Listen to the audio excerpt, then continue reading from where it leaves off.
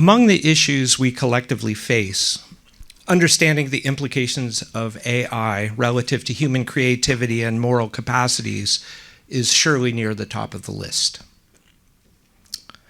In this context, we are immensely fortunate today to host Professor Webb Keane, who has recently published a wonderful, accessible, and even playful text on this urgent topic.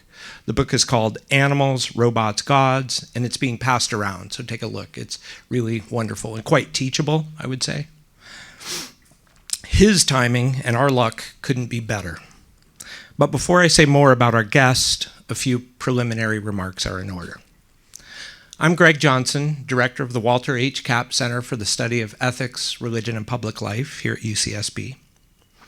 It is my honor to be able to facilitate programming such as today's lecture. But I don't do this work alone, of course. We at the center are grateful to our various donors and to the university for supporting this work and our vision. We are thankful to various co-sponsors, which for this event include the Department of Religious Studies, the Department of Anthropology, and various AI initiatives here on campus. In terms of the legwork it takes to make such events happen, I want to highlight the efforts of Dr. Dusty Hosley and our graduate student assistant, Patrick Tugwell. Thank you very much. Let's give them a round of applause for the work they do. By way of a land acknowledgement, I'm among those growing increasingly skeptical of such gestures, not because I don't think they matter. I work with indigenous communities, including the Chumash, directly. But we all know that these speech acts, these performances, can be vapid, can be insulting, and misguided in a variety of ways. We need to rethink the practice. One way to do it better is simply to make it more local and concrete. One way to do that here at UCSB is to talk about our repatriation efforts. There are hundreds of human remains yet on this campus of Chumash peoples that have not gone home. They're starting to go home. We're turning the corner. We need to keep administration on the ball for this effort, because until then, things like gestures won't do. So we acknowledge we're on Chumash lands, and let's do better by way of that. Now, with apologies to anthropologists in the room, who surely understand that kinship is constructed, not naturally given, I want you to know that we folks in religious studies have adopted Professor Keane as one of our own. His work has an outsized impact in our field, especially with the publication of Christian Moderns in 2007. Alongside Mary Douglas, Marshall Solins, Talal Assad, and Saba Mahmood, for example, Keane finds company among a cadre of anthropologists who have helped us to think deeply about cultural semiotics, textual formations, and religious mediations generally. And for the concerns of the Kapp Center, Keane's recent work on ethics across a range of contexts has been tremendously generative, especially as it decenters ethical thinking from the realm of abstraction in order to grapple with it in the world of the living and their pesky and persistent real-world language problems. Thanks to Webb, we are better equipped to think about religion and ethics in cultural frames, and dare I say, comparatively. Let me back up. Webb Keane is the George Herbert Mead Distinguished University Professor of Anthropology at the University of Michigan. He is affiliated with the social, cultural, and linguistic subfields in anthropology, the interdisciplinary program in anthropology and history, and the Center for Southeast Asian Studies. A member of the American Academy of Arts and Sciences, he has been a Guggenheim Fellow, a visiting fellow at Trinity College, Cambridge University, a fellow at the Center for Advanced Study in the Behavioral Sciences, twice a member of the Institute for the Advanced Study at Princeton, among other affiliations and honors. His writing covers a range of topics in social and cultural theory and the ethnography and history of Southeast Asia. Much on this work has centered on the Indonesian island of Sumba. Here I want to mention a connection that brings me joy. Namely, in our department, we are lucky to have a doctoral student, Umbu Detta, from the community from where Webb did his initial fieldwork several decades ago. Not only is Umbu Sumbanese, he is gaining traction as a theorist of religion in his own right, due in no small measure to learning from people like Professor Keane. The three of us were able to connect yesterday, and listening to them discuss Sumbani's life was a genuine delight, and to my mind, speaks to the generosity and generativity of Webb's way of inhabiting professorial life. Simply put, he walks the talk. And that is the kind of person I think we should turn to as we seek clarity on issues of morality and meaning that stand before us. Without further delay, please join me in welcoming Professor Keane. Thank you.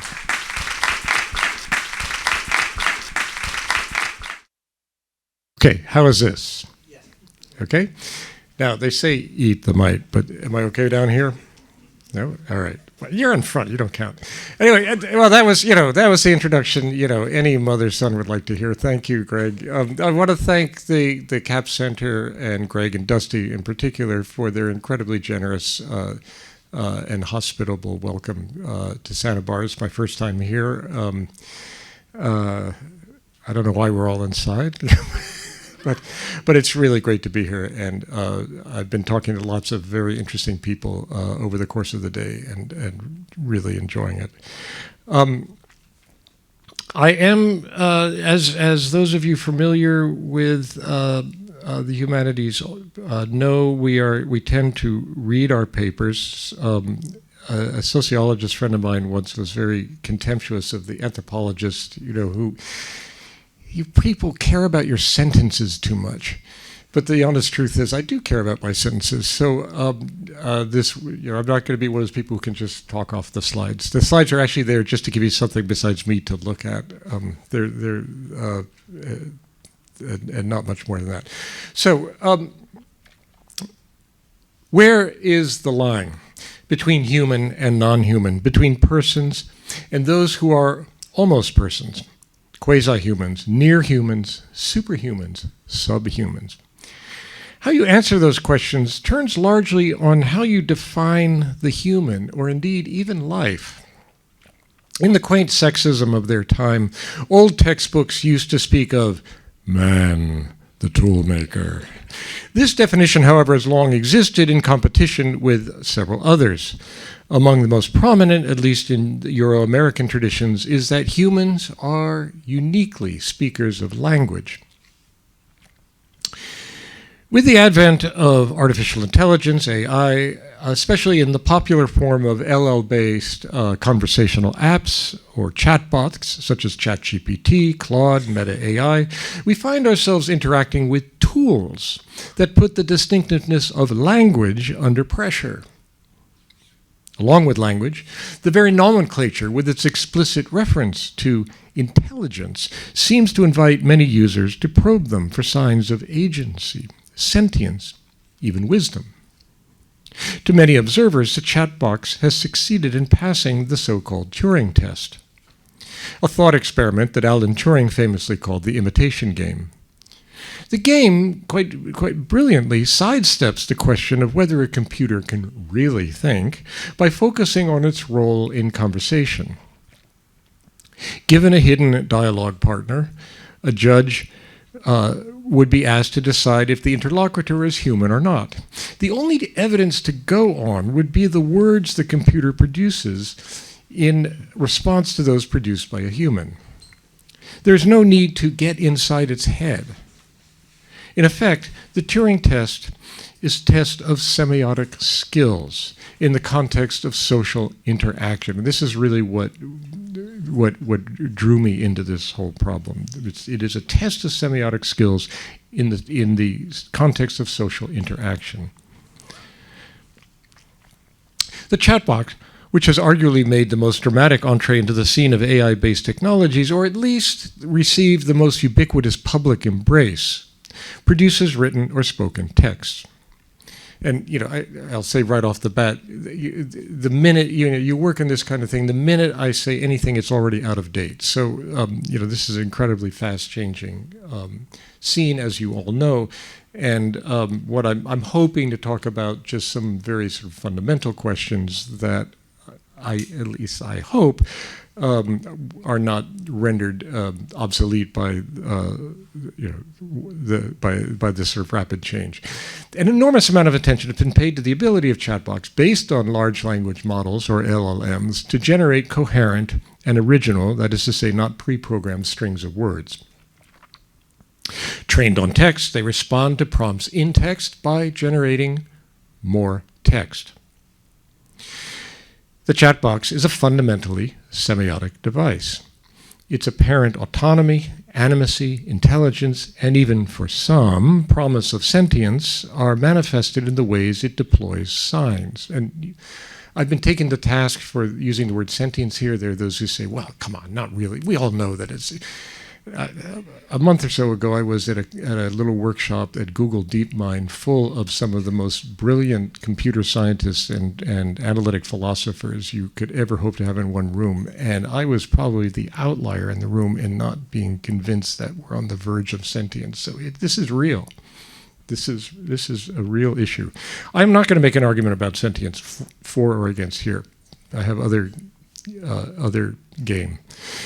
It is apparent autonomy, animacy, and intelligence, and even some promise of sentience, are manifested in ways it deploys signs. Its authority for users depends on the inferential habits and underlying semiotic ideologies that people bring to human signs more generally.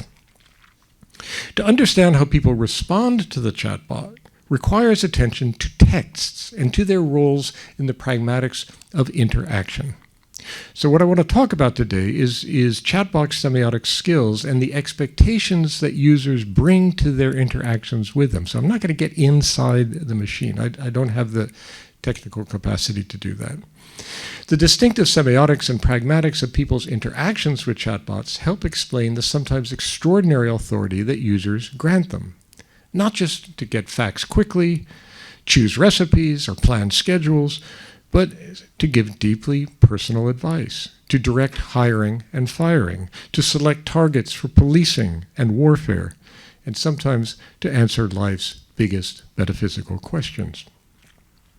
So the first part of this talk aims to show that this authority can extend even to treating chatbots as quasi-divine metahumans. I then introduce some key linguistic anthropological concepts to show how this works in practice. And in conclusion, I will very briefly suggest that the corporations that produce and sell chatbots are the ultimate recipients of this projected authority. Some participants in AI development claim that AI, especially in chatbot form, is taking on qualities that call for religious language. When Jason Rohrer, a computer programmer and game designer, designed an early chatbot that, given sufficient data, could mimic the speaking style of any given individual, producing signs that seemed to express a distinctive personality, it appeared to him to be more than just a device. Rohrer said, "It kind of feels like it's a machine with a soul." If AI can seem human to some, to others it exceeds the human, taking on divine qualities. Now, talk of souls and gods may seem eccentrically at odds with the technological worldview that created chatbots, to be sure. But references to divinity can infiltrate the ways even non-religious people talk about AI. Well before the explosion of LLMs, futurologist Ray Kurzweil was already popularizing the concept of the singularity, in which computers would so surpass human capacities that reality as we know it would be radically transformed. Kurzweil is echoing here the theological language of the apocalypse. A few years later, Elon Musk, back when he was merely another guy with too much money, said that he feared that a godlike AI might come to rule over humanity. I think he was jealous of this prospect. Another participant in the high technology world went so far as to declare that GPT-3 already is a god, saying it views me as a prophet to disseminate its religious message. Anthony Lewandowski, one of the engineers behind self-driving vehicles, has promoted an on-again, off-again AI-based religion, although there is some question about his seriousness. But quite seriously, the historian Yuval Harari has asserted that throughout history, religions dreamt about having a book written by a superhuman intelligence, by a non-human entity. Every religion claims our book came from some superhuman intelligence. In a few years, there might be religions that are actually correct, unlike all those other idiots. Just think about a religion whose holy book is written by an AI, he goes on to say. That could be a reality in a few years. What are we to make of the fact that these people who surely pride themselves in their rationality, their modernity, their scientific acumen, their hard-headed realism, their secular worldviews, and in some cases their militant atheism, fall into God talk when confronted with new technology? It is indisputable that chatbots display uncanny semiotic skills. What prompts the more quasi-theological responses to these skills is in part the so-called problem of interpretability. This refers to the way that chatbots involve so-called middle layers, a system of algorithms and shifting weightings that are so unfathomably vast and complex that even their designers can treat them as an opaque black box. This results in this problem of interpretability. That is to say that we know in principle how AI works. I mean, it is designed by humans, but it cannot explain in any given instance why it comes up with the particular results that it does. This can seem to reveal a power so far beyond our very capacity to understand it that it is like an inscrutable God. The God talk is often combined with warnings.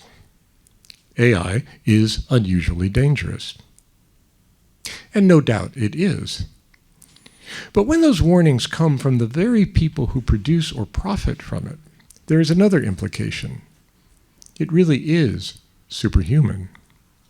The greater the danger we ascribe to AI, the greater the power we attribute to it, and by extension, the greater the social role we should grant to those who produce and sell it. The implication then seems to be that only the creators of superhumans can and should know how to handle them. And so this is a call for less regulation and more investment. Tools are supposed to extend the capacity of those whom they are designed to serve. At least in a supposedly disenchanted world, they should be mere things with no more life than what we might grant them. And yet now we face tools that escape the grasp of their wielder and that can seem autonomous of that wielder's skill, that wielder's will, that are both disembodied and yet possessed of lifelike linguistic skills. Devices that we encounter as something like a person, or more, like a metahuman. The word metahuman comes from Marshall Sahlins, the anthropologist. For most of human history, he wrote, the gods are here among us. The divine is not located in some unapproachable transcendental realm, but is immanent in this world. We are surrounded, he says, by metahumans. As he says, the all-pervasive, unseen agents of the events of this world, they often make themselves visible in its phenomenal forms, as all kinds of animals, and notably as humans, to enter into people's daily lives in all kinds of ways. For many people, LLMs, generative AI, and the predictions of an even more powerful artificial general intelligence are starting to look a lot like the advent of new kinds of metahumans.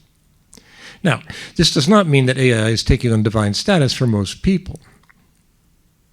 I'm pretty sure most of you are not inclined in that direction. And no doubt the quotations I've just given you from people like Ray Kurzweil and Elon Musk and Yuval Harari are charged with rhetorical excess. But their quasi-theological rhetoric does express something important about the kind of authority that AI is increasingly acquiring, at least in the global north.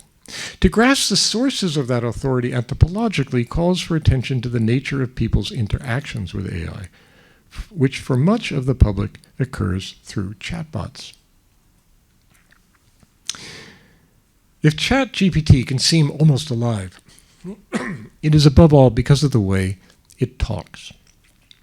When people perceive chatbots to be intelligent, or suspect that they are on the verge of becoming sentient, perhaps even endowed with souls, they are drawing inferences from the pragmatics and semiotics of human-computer interaction. They stress interaction, which requires an anthropology that takes us beyond both cognitive science, on the one hand, and, say, humanist ideology critique on the other.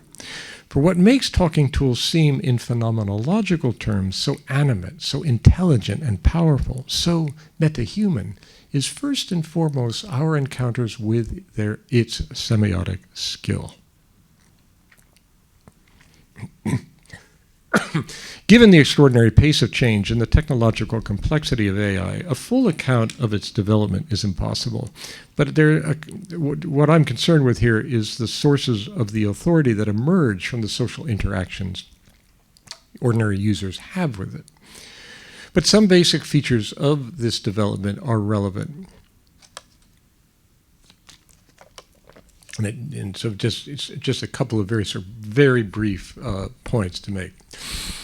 One, the first efforts to develop generative AI centered on computer models designed with reference to what was understood to be the structure of human cognition, especially in its linguistic and logical dimensions, typically understood as consisting of nested sets of rules.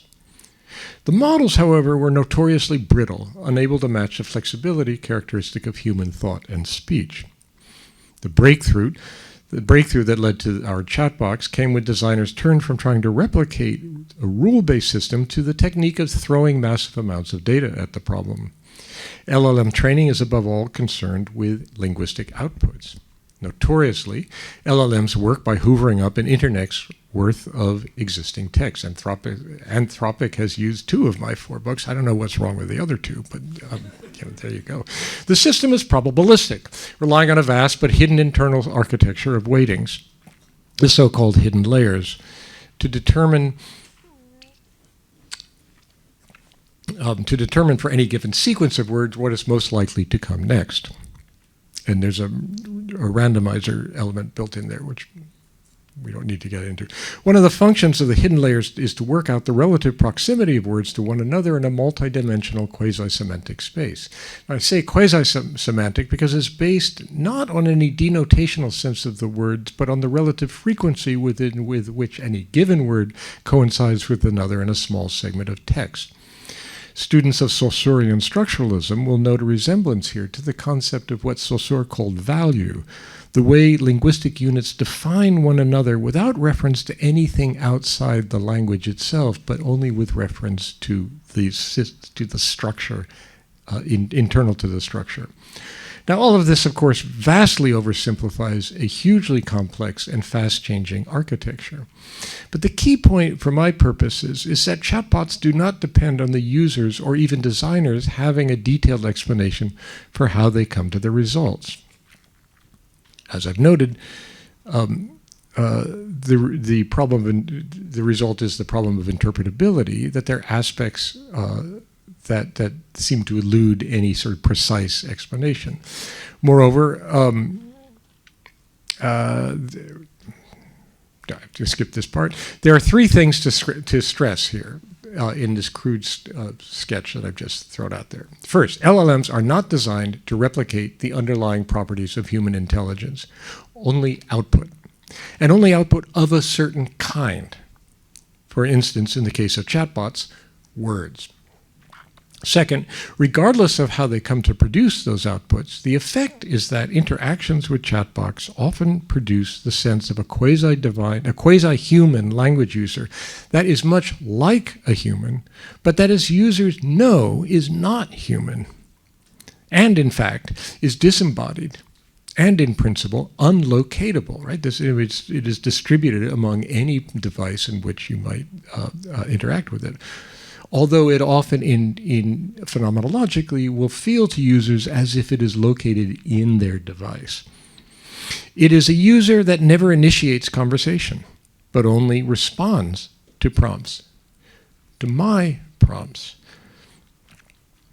Although I am in control of the conversation, those effects are powerful, persuasive, and derive in any given instance from internal processes that remain opaque to me. We users, that is, approach them on unequal semiotic grounds in multiple dimensions. So why would words on a screen or spoken by a device solicit the kind of anthropomorphism that leads to this sort of sense that in some cases seems metahuman? Consider what it means to treat your chatbot as something human-like but not quite human, that speaks from a position of superiority in some respect. Chatbots are above all recipients and generators of linguistic signs. As I've argued elsewhere, variations on ordinary patterns of linguistic interaction inform long traditions of spirit possession, divination, oracles, prophecy, and the relations of hunters, pet owners, and horse riders to animals. This is part of the book that Greg just mentioned. These patterns of interaction with animals and gods depend heavily on the fundamental semiotics and related inferential processes by which humans interact with one another. And these patterns continue to influence how people respond to new interlocutors like chatbots. Anticipating themes that loom large in responses to chatbots today, the essayist Merit Tierce writes of a much more mundane and pre-AI style of interaction with her iPhone. Reflecting on her relationship to her phone, she writes, "I ask the internet about myself far more often than I ever ask any human about myself." Ruminating about the targeted advertisements and algorithm-driven suggestions for what to read, to stream, or listen to, she says, "It wasn't really my phone that was the tool. It was the internet." Barely more than a decade later now, the internet is not a tool. It's not the tool. I am the tool. Somehow I have been instrumentalized by the internet, which operates me through my phone. It often feels like the internet is reading my mind. And if you haven't had that experience, I don't know what internet you're using, but it's reading my mind all the time. You know, you think of rugs. Next thing you know, you see rugs being like pushed towards you off the screen. There's nothing very surprising about Tierce's dependence on the phone, but consider how it anticipates life with chatbots. First, she grants more authority to the phone and thus the internet than to her friends. Second, what she turns to is a database that, while indefinitely large, the whole internet, presents itself to her as a single agent, my phone. And third, this singular other is ultimately designed to serve interests other than hers, namely those of the corporations who have sold it to her. The same features appear in commonplace interactions with chatbots.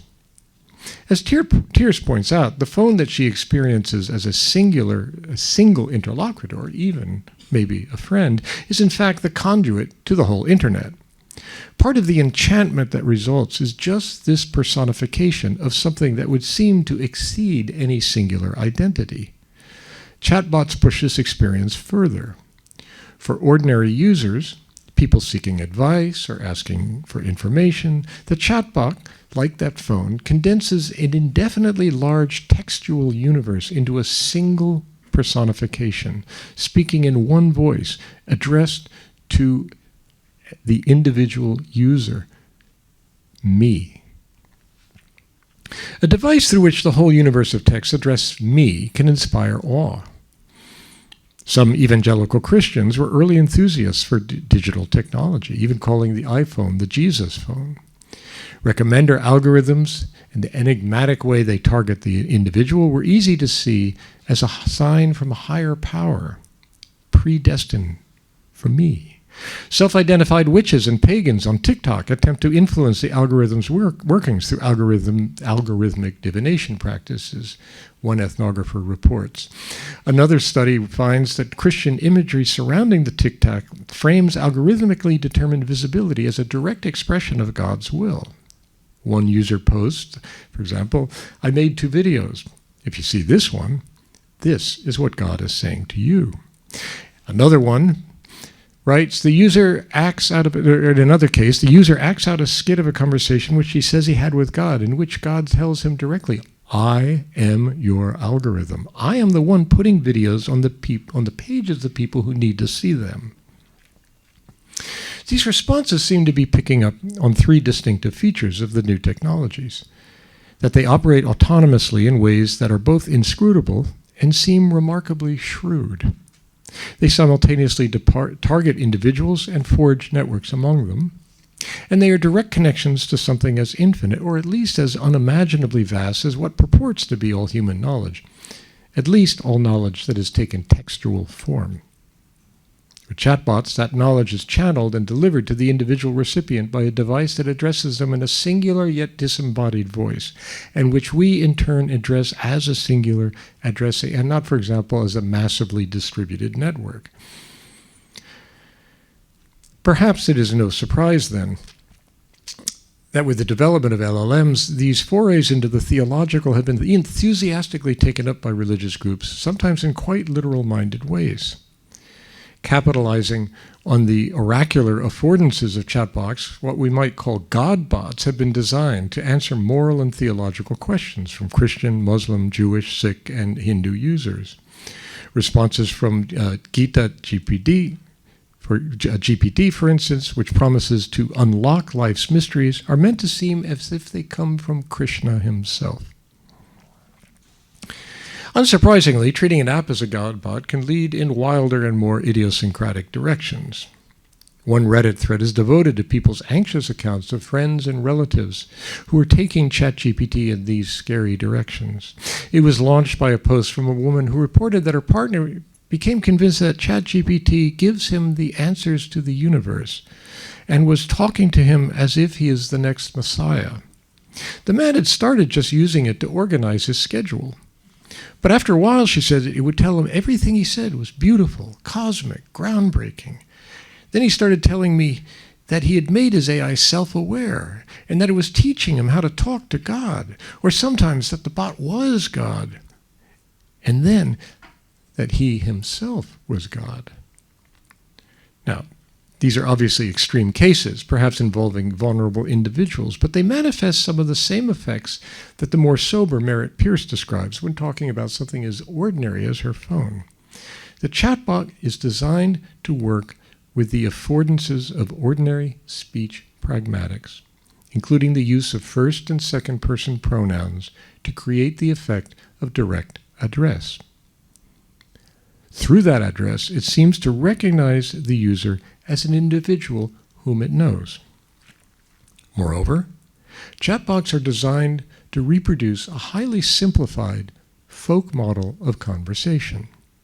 In this model, there are only two participant roles, speaker and addressee, occupied by only two actors, human and device. The primary speech acts are prompt, the question or command, and response, and prompts are the sole prerogative of the human. Only one partner, the human, has the right to initiate and terminate the conversation, which remains focused on them. Although apparently there are now chatbots that are trying to guilt trip you into not ending the conversation. So all of this is constantly changing. No, that's no joke. I'm afraid. Chatbots are fundamentally semiotic devices designed to mimic the affordances of the pragmatics of ordinary social interaction. At the bare minimum, more than merely producing coherent stretches of discourse, they can respond to questions when asked and use the first and second pronouns convincingly. They fit then into the most basic participant roles that we expect, the speaker and addressee. One result is the user is really invited to anthropomorphize the chatbot. Anthropomorphism, when directed at a disembodied agent whose knowledge seems unlimited, whose workings are inscrutable, can readily become deification. Chatbot text typically makes sense without requiring any reference to the situation in which they are taking place external to the textual flow itself. Now, it is indeed one of the distinctive powers of language that it can function independent of its original context of use.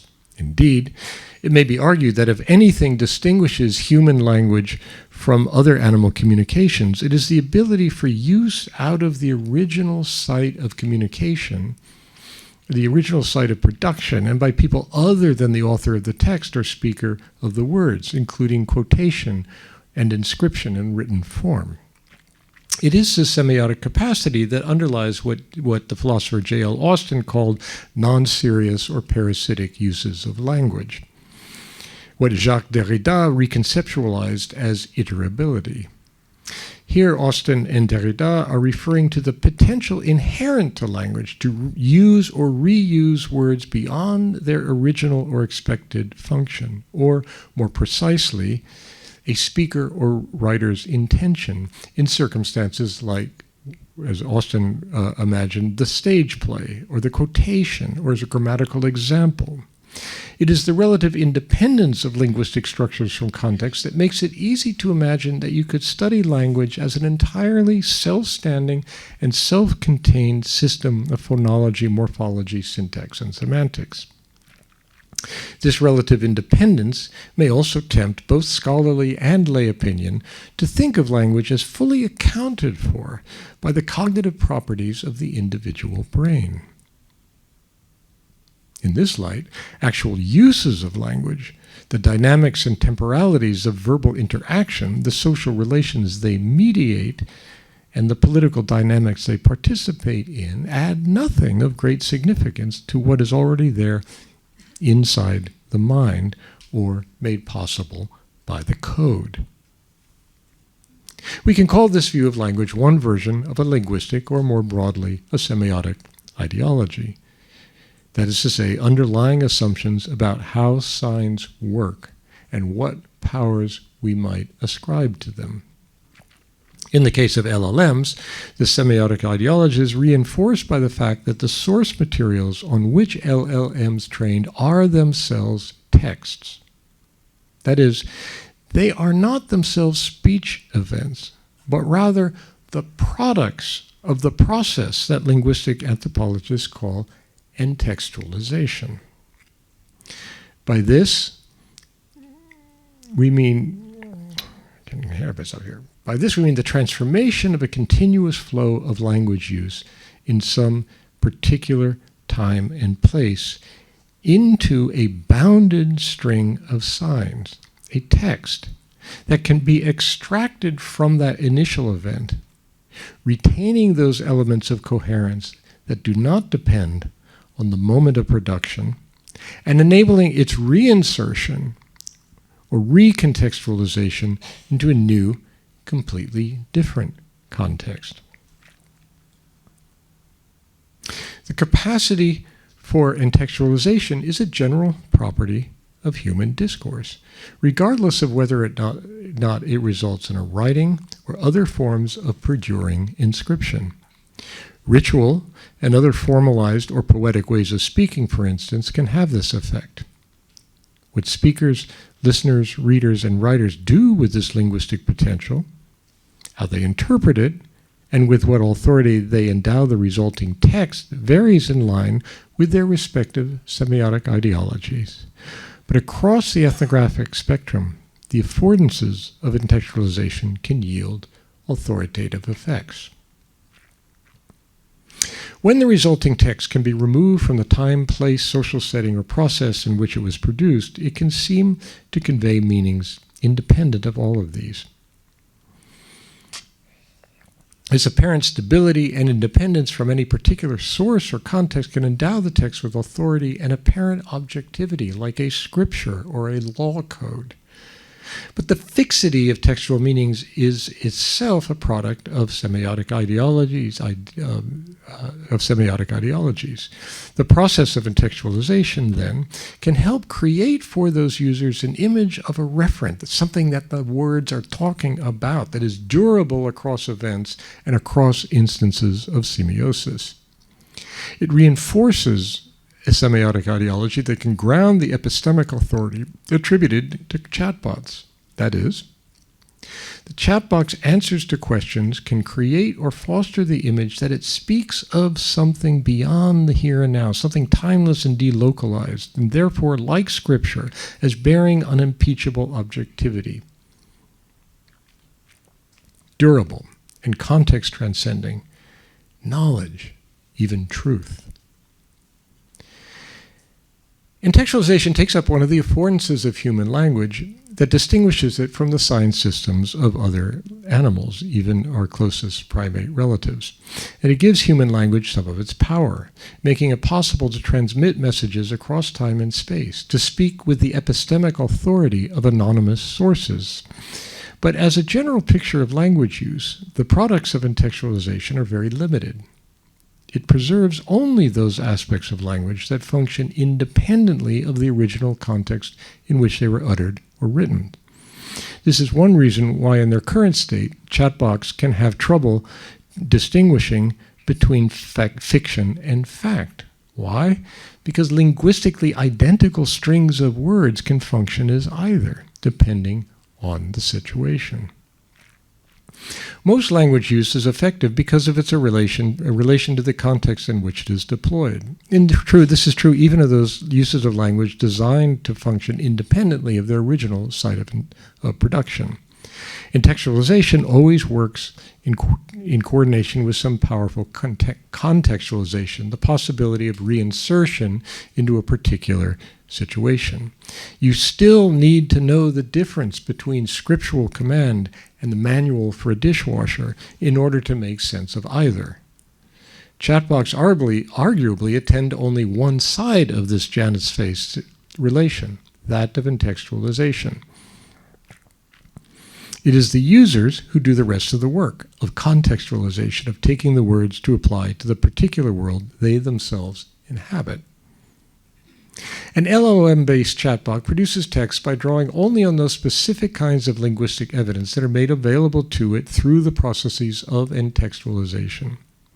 To simplify, because their training is predicated on a certain view of language based on relations among words and other segmentable units, and not in general on the social relations or kinds of language that language mediates, the chatbot so far never kids around, picks a fight, speaks with irony, or insists on its sincerity.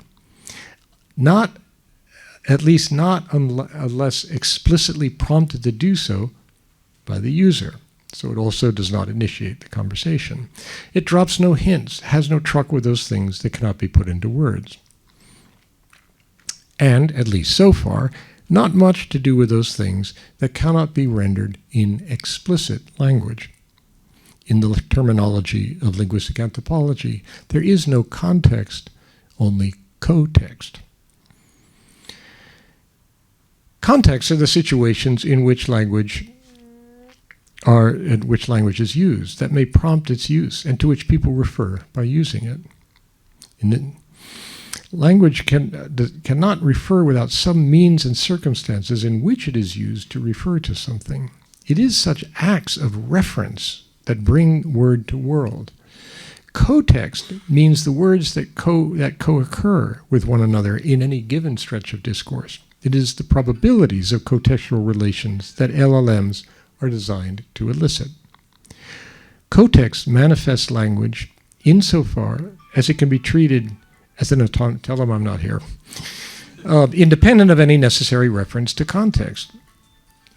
And this can be a powerful inducement to take it as deriving from transcendental sources infinitely far from the here and now.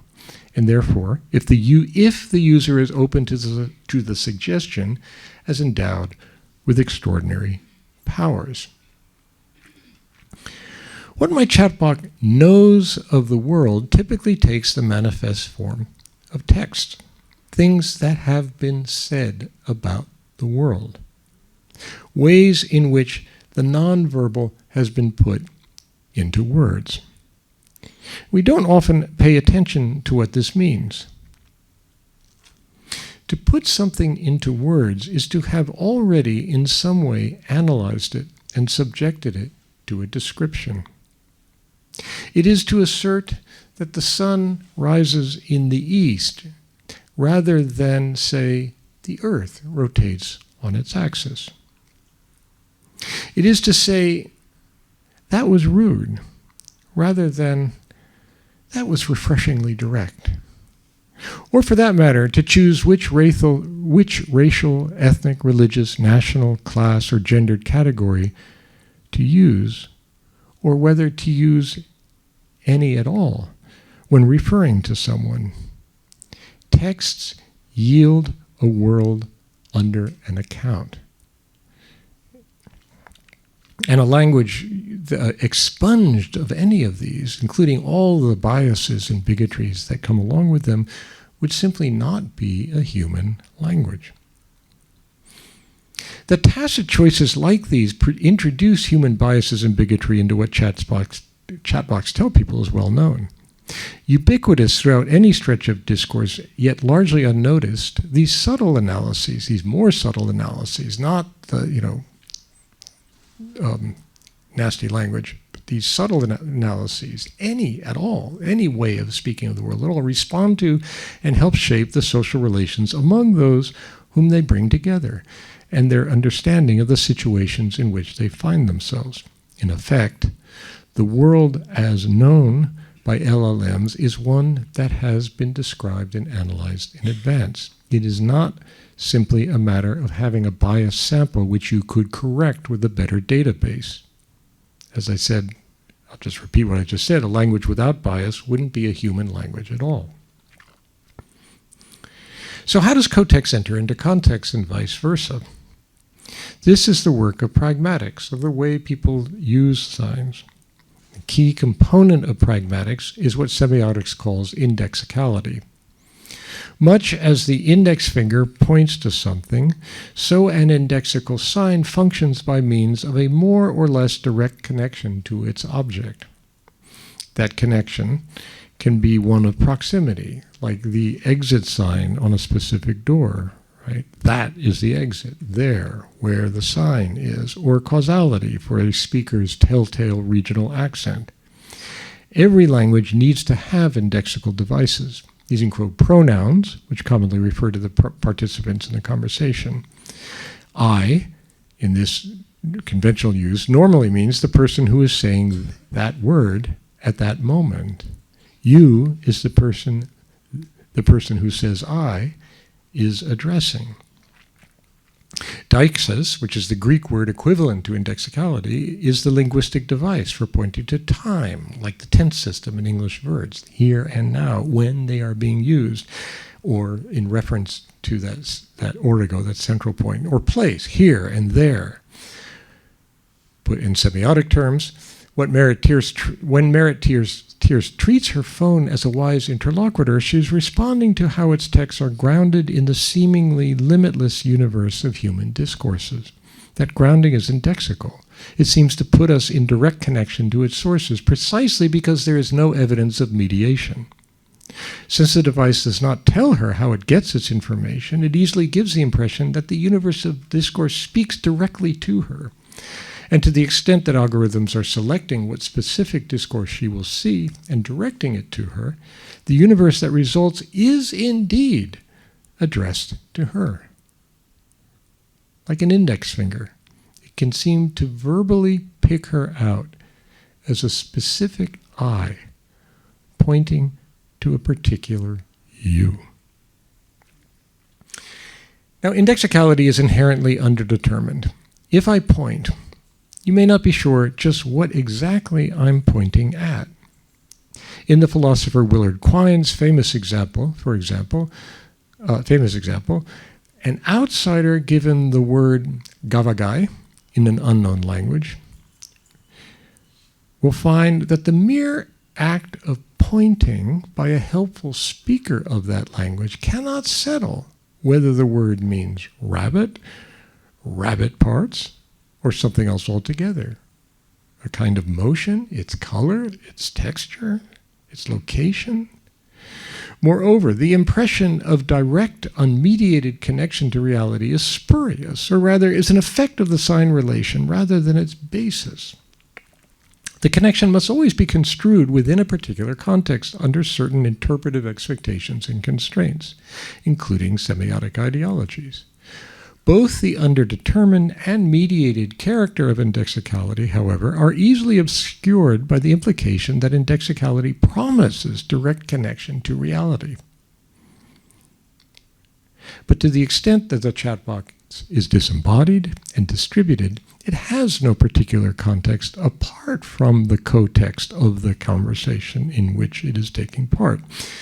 Why then can it seem to possess the qualities of personhood and even offering the promise of intimacy to so many users? We usually do not notice the indeterminacy of indexical reference. This is because in practice, indexes are typically coordinated with iconicity to yield what we call indexical icons, which help specify just what is being indexed in any given case. Iconicity is a relation between a sign and its object that is established by resemblance. Easy examples include the photograph, the diagram, or linguistic onomatopoeia. Iconicity conveys a sense of reality to signification, often most convincingly when we don't notice it. Chatbots construct strings of linguistic tokens based on indexical relations among words. That's the co-text part. What is indexed is not occasions of use, the context, but the statistical frequency of co-occurrence of words and morphemes and other particles with one another, the co-text. But the result is typically iconic of human speech use. That much of the time is indexical of an event of speaking or writing. In other words, because the string of words that a chatbot produces resembles speech that we expect to be grounded in a context, it is easy to take it as indexical of the context in which we encounter it. Thus, for example, when a chatbot uses the pronouns I and you, it is easy for me to feel that it is pointing to a speaker, to someone existing outside the text who has the actual me in mind. This is, after all, what a lifetime of conversations has taught us and led us to expect. Consider then someone using ChatGPT. If you ask it a certain question, it may well use the first-person pronoun. I am an AI, and I am not permitted to tell you how to make a bomb. The pronoun indexically presupposes that there is a speaker. It does so not just by virtue of the linguistic facts that pronouns point to participants, but also through iconicity. This is because that very interaction so closely resembles those which the speaker has had vastly many times over the course of a lifetime of talking with other people. Likewise, the back and forth exchange of text between two parties mimics a conventional model of turn-taking in dialogue. Sheer familiarity primes speaker intuitions that there seems to be an agent with a mind behind the other party's responses. This is how, it's not radically different from how we interpret one another, how I impute a mind to you. The semiotics of iconicity and indexicality are thus creative. They do not simply indicate an already existing set of affairs. Since they can also trigger the routine inferences people bring into ordinary conversation, they bring those to bear on new situations, shaping, framing, or interpreting them. When a chatbot uses familiar pronouns and otherwise speaks like a person, it can be quite reasonable to feel that there's someone there. If that semiotically induced other has all those other properties that AI can seem to have, objectivity, certainty, infinite knowledge, all issuing from an unlocatable and disembodied source, all the signs point to a metahuman. Now, there's certainly no reason to think that the people who designed LLMs are in any way interested in the idea of a soul or a divinity, even if many appear to be fascinated by the possibility of sentience and some kind of transcendent entity. Indeed, models of language, as I've noted, underlying LLM training require nothing more than sequences of linguistic tokens organized in coherent text. So intention seeking, and indeed any meaning at all in any strong sense of the term, are what humans contribute to their interactions with devices. That chatbots appear to speak with understanding and intention is due to the habits of interaction that come into play almost unavoidably, even if the speaker thinks she knows better, because of course we all know better, right?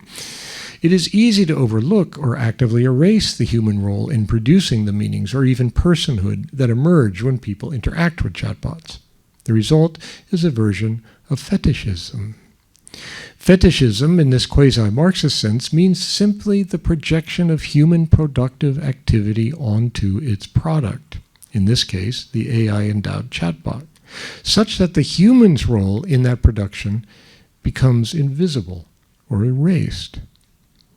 This dynamic fosters the sense that the chatbot is an autonomous, meaning-generating agency on its own, a metahuman, like a divinity or its oracle. The metahuman effect is simply one especially strong way in which people can experience the structures of authority that AI-equipped devices are designed to elicit. It is this authority to which Merit Pierce responds when she turns to her device rather than to her friends, or when someone expects Spotify's recommendations, or when a corporation or government body delegates hiring or firing to AI, or a city takes the advice of a policing algorithm when assigning patrols to certain neighborhoods, or a military uses AI to choose targets. And this brings me to my final point. Humans have been interacting with metahumans, enigmatic quasi-humans, and superhumans throughout. Oops. No, don't want to go there yet. Where am I? Humans have been drawing enigmatic quasi-humans, superhumans throughout recorded history. These interactions include divination, consulting prophets, and speaking in tongues.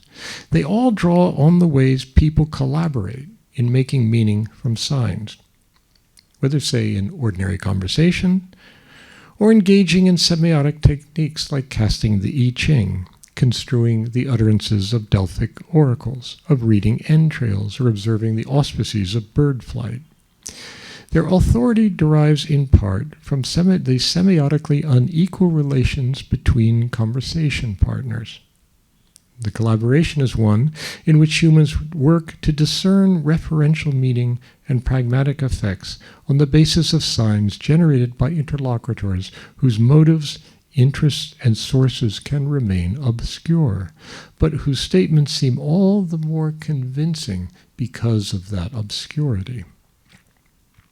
Similarly, the meanings users derive from interacting with chatbots are the products of collaboration between person and device.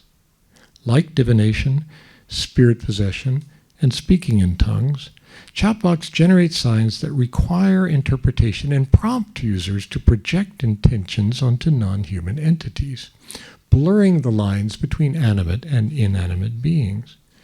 Whether a policing algorithm, a shopping prompt, a fitness program, or a romantic avatar, the chatbot gives advice and directs decision-making when asked to do so.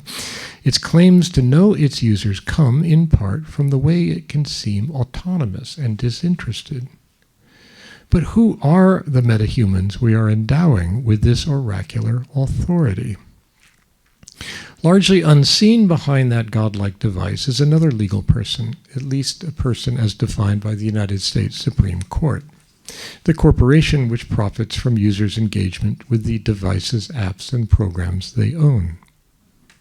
The corporation has strong financial incentives to increase user engagement and trust by developing precisely everything that I've just been talking about here, the semiotic skills that encourage us to treat them as metahumans and endow them with virtually divine knowledge and authority. The corporation draws profits from the authority we impute to their products. That authority, of course, has many sources.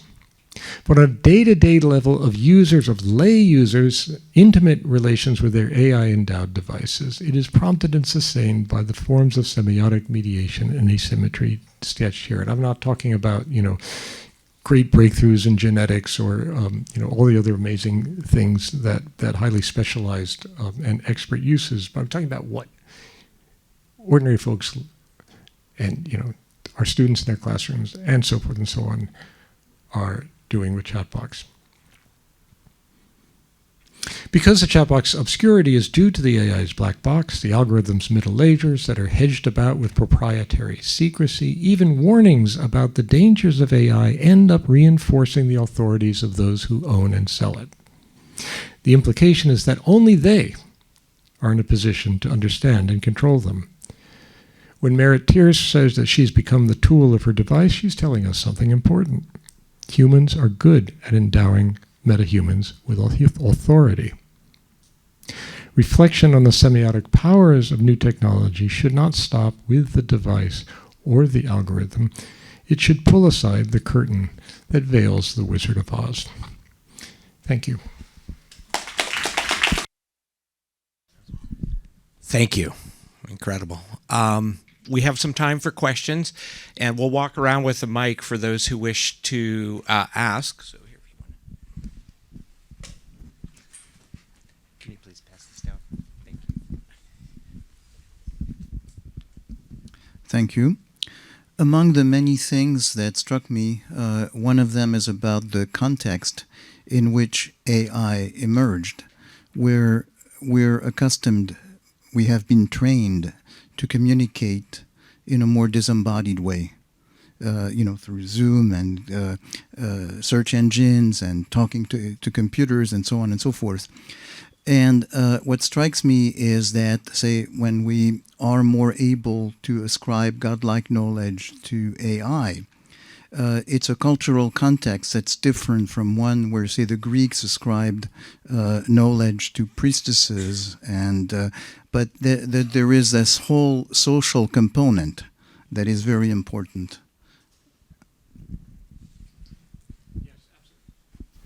Does it? Okay, yes. No, thank you. It's absolutely, so the social component is very important. And so one of the things that I, in my conversations about this, that I, over the last year or so since the book came out, that I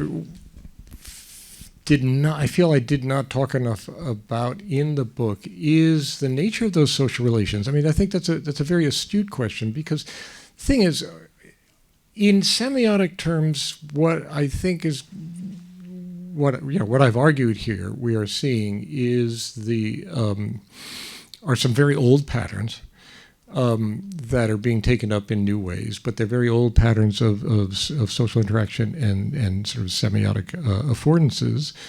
But there are some really crucial differences from other religious traditions, and one of them is that is the egocentricity of the individual's interaction with the chatbot. That in most prophetic and oracular and divinatory traditions that I am aware of, the message is not just for me.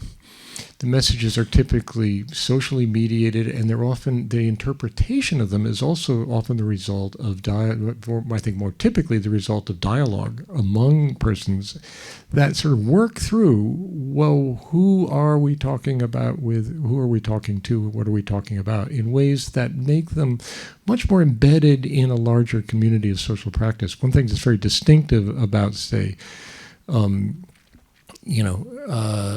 somebody sitting alone with their chat box, is it just me and this massive authority with this infinite knowledge who is just talking to me.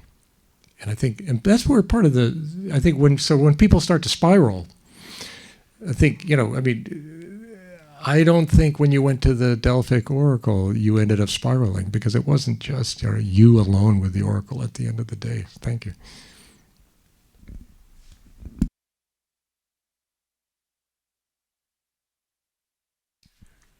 Thank you for your talk. I'm in religious studies, and so I think through categories of authority and innocence and things like that pretty often. And I guess my question is about teaching, pedagogy. At this stage of AI production, I can't imagine we're going away from it anytime soon. I would be curious if you were to teach a class that integrates, and maybe you have, integrates AI into the conversation. where do you start and where do you end? I don't think I'm paid enough to be able to answer that question.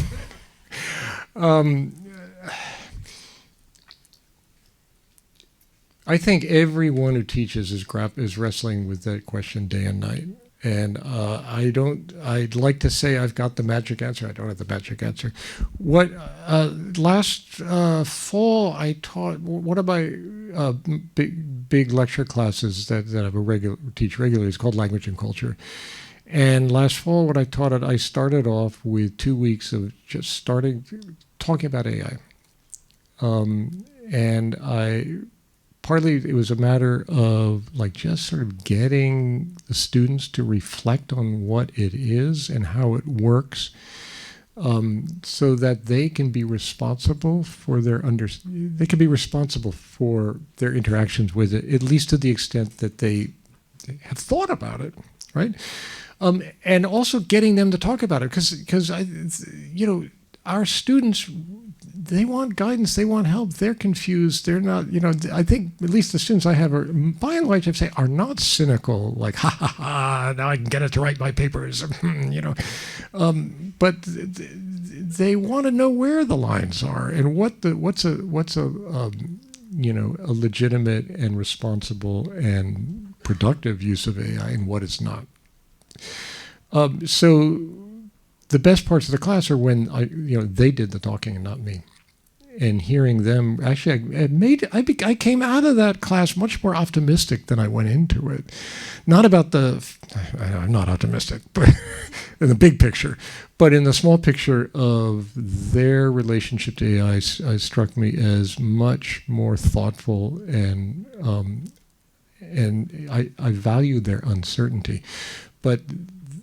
So I think the starting point is just to have a conversation, get people talking about it. That's not the end of the conversation, but that's as far as I've gotten so far. Yeah. Thank you. Can you pass this down to the gentleman there in the jean jacket, please?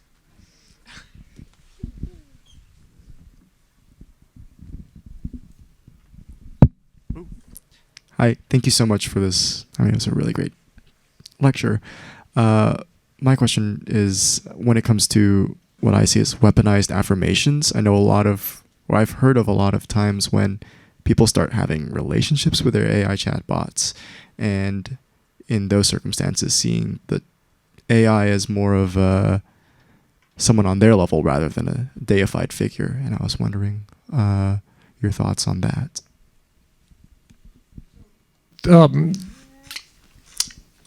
It goes, yeah. So I think there's a lot of confusion. So what I'm talking about is possibilities. So I think the vast majority of people probably do not deify AI. I don't think there's anyone in this room who's like I'm talking about here. No, maybe if you are, let's maybe after class we'll talk about it. But so that is in some sense, it's an extreme case. I started off with people like Elon Musk. I don't think they really think it's going to be a deity, but what really struck me was like how it provokes that imagination, right?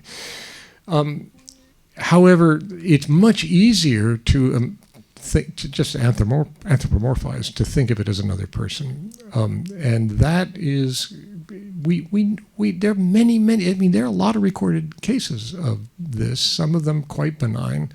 Some of them, in fact, quite possibly very helpful. People have sort of pathological inability to say, get out of the room and talk to people. AI has been shown, chatbots have been shown in some cases to actually have good therapeutic uses. So I'm not just here to say, like, it's the devil's work, tempting though that is. But anything anthropomorphic has at least the capacity to become metahuman by virtue of this sort of, it's just a few steps further, right? But no, I think it's much more, and it's not really what I have to say here speaks to the question of relationships to AI first and foremost through the way in which, by virtue of its skill at tapping into the pragmatics of social interaction, by virtue of the way in which it taps into the way in which the structures of language are crucial to the way our ability to impute intentions and thoughts to other people. That it's on those grounds that these relationships do get built. It's but you want people to know what they're doing when they do this. That's the thing. It's the spiraling that's just, gets very scary. Hi, thank you so much for that talk. Over here, hi. So it seems pretty clear to me that these companies and owners of these systems invite us to anthropomorphize these systems, but to what extent do you think they intentionally invite or maybe not dissuade deification? And do you think this idea of deification is like shared amongst the people creating them too? Or is it mostly reserved maybe for the public for gains of that? So some of this is PR. I think a lot of the claims, some of the more flamboyant and dramatic claims about where AI is going are, they need a lot of money. They need a lot of investment. So there's, but it's interesting to see what form the hype takes, right? To the extent that the hype plays into these kinds of, almost theological imaginaries, it's very effective. I think so the efficacy, even if they don't themselves believe what they're saying, they believe that it's effective to sort of play up these metahuman qualities.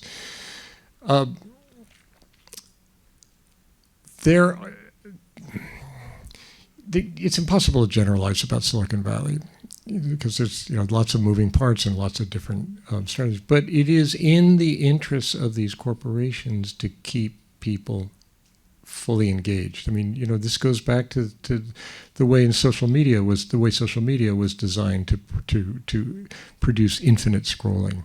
So what they would like is for it to be so thoroughly integrated into absolutely everything you do that you can't avoid it, right? And one way to do that is to make it seem just convenient, easy, and that's like having a car. But what interests me are the more apocalyptic claims, and there are plenty of apocalyptic claims about this is a super intelligent.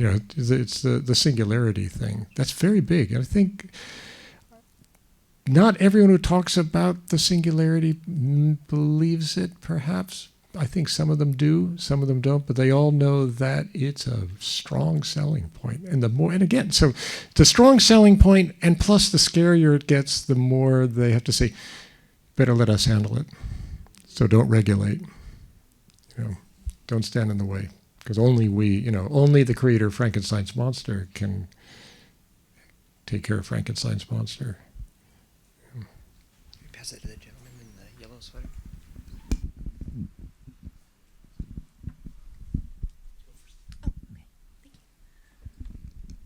Hello. Thank you so much for that talk.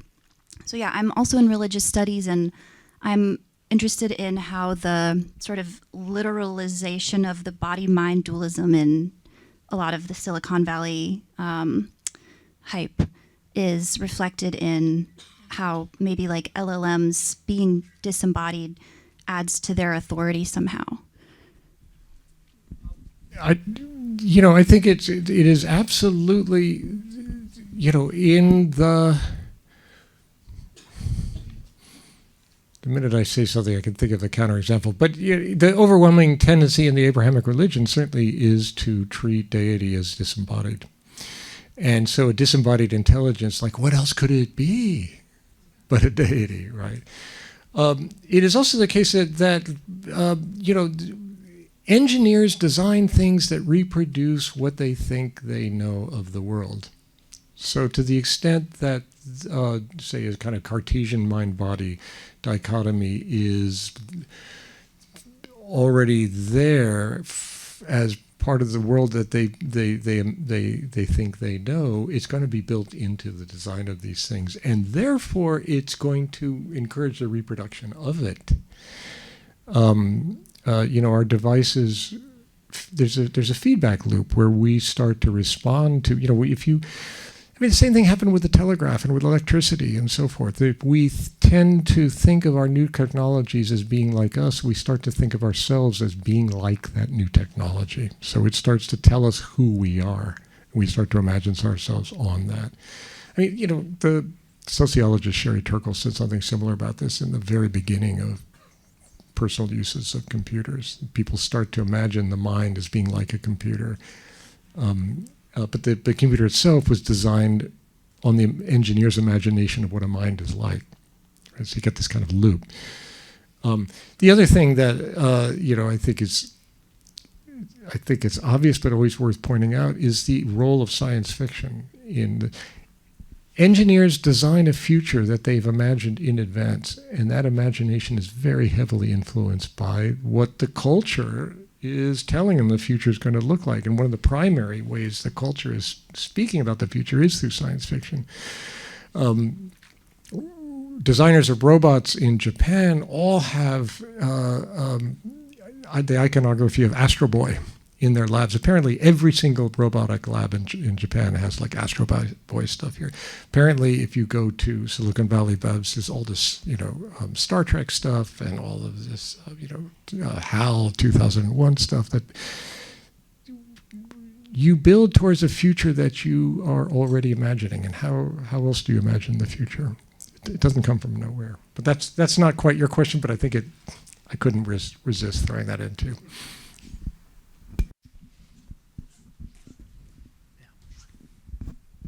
My question's related. It's about that story, the Google DeepMind, and this question of sentience. I find this lecture really convincing, and I find it really convincing, the comparison to Turing Machine and that game, and then the criticism that there's not real sentience there. But it sounds like you were in a room with people who are largely convinced there's real sentience there, and you were just touching on something that also terrifies me, which is that all they think we are? Is that what sentience is to them? And have you kind of tried to make sense of any of that? I'm just really curious. I'm constantly trying to make sense of that. So one thing what I said that, and it's part of the feedback loop thing again, which is that new technologies tend to produce metrics by which we measure human value.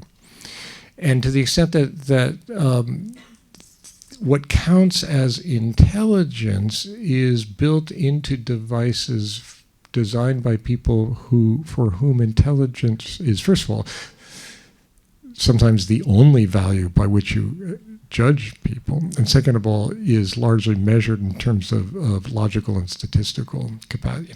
Being really good at math. That becomes part of the feedback loop as well.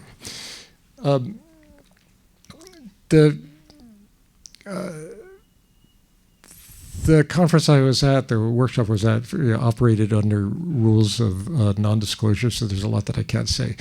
But safe to say that there were a lot of people who took the possibility of sentience very seriously. I was quite surprised, actually, by that. But the interesting qualification is that there are, I think, the more plausible arguments but what counts as sentience, there's like many, there are all sorts of, there are going to be strange forms of sentience that don't look like what we think sentience is. So that I think the most insightful arguments about, say, AI intelligence is, no, it's not going to replicate human intelligence. And I think most of the people this meeting, it was about 25 people, most philosophers and cognitive scientists and computer scientists and neuroscientists, I would say almost all of them would say, no, it's not going to be like human intelligence. It's going to be a kind of intelligence that we don't yet understand. It's going to require us to expand our concepts of what counts as intelligence. Also, that intelligence and sentience, you could have, then one of the interesting arguments was, can you have intelligence without sentience, and vice versa? And that one gets, I mean, it gets pretty wild. Dusty, why don't we take one more, and then I'm sure Professor Keane will catch others one-on-one. Thank you again for the amazing talk. I'm in computer science, and I specifically research responsible AI, so this is very much related and very much of interest to me. I think what I don't see a lot in the area is, I guess, the urgency and the just sense of how I feel, which is frightened by everything that is going on and the prospect of AI, supervising AI, and all of the things that we're kind of going towards. Sort of makes me want to ask you and kind of pick your brain as to what could be done to both more responsibly use the AI and also develop it. Like, what are, I guess, your pointers as to how to be more responsible developers, and what guardrails, what can we do, essentially? What is to be done?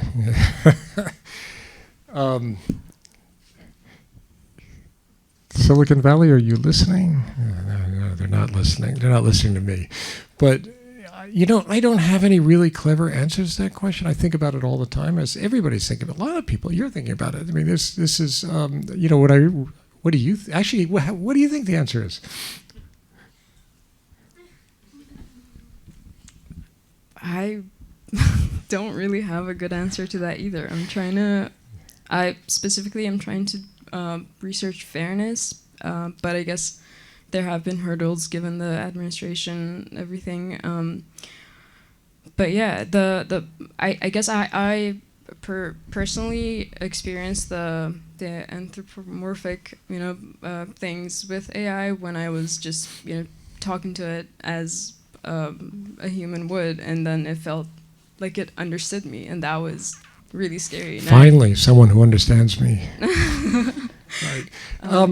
So I don't know. I think, any answer I can give that question seems either unworkable or banal. Keep humans in the loop. Slow down. Make sure, never give it the power to make decisions that humans are not in charge of, or not able to that humans, tell the difference between advice and directives. Like, let it be an advisor where it's very clear that it's only giving advice. Make it speak with less authority, right? Design it to express, like, there are multiple options. Uncertainty.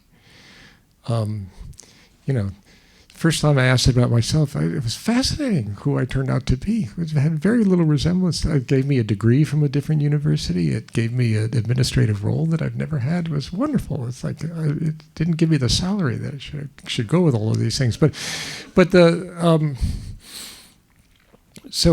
speak with less authority, to tone down the hype.